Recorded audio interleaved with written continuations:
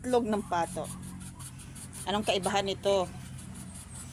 Anong kulay ba ng egg yolk talaga? Yellow ba talaga o hindi? Hindi ako marunong mag-ano.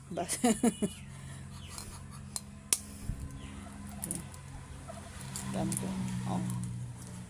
Ito. Ano siya? Medyo malaki yung egg yolk na. Teka. Para hindi mahalo-halo. Ito. Ito yung sapato.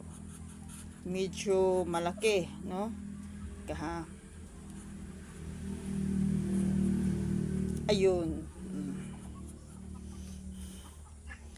Ito yung sapato. So naman yung manok.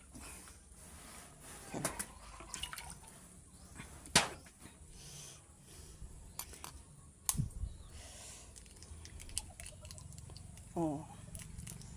Medyo maliit siya. Saka medyo ano siya, kung maaninag nyo, medyo yellow siya. Mas yellow siya sa ano, sa pato. Sa egg yolk ng pato.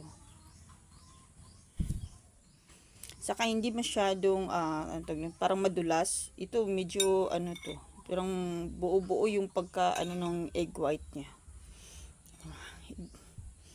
Boss ko. Oh. 'Di ba? Malaki yung ano, yung sa itlog ng pato, yung egg niya. Tapos yung sa hen, sa manok hindi. So maano mo talaga ang kaibahan nito. Pero yung mas masarap, mas gusto ko yung itlog ng pato. Pero mas sabi nila, mas marami daw fats yung egg, yung itlog ng pato.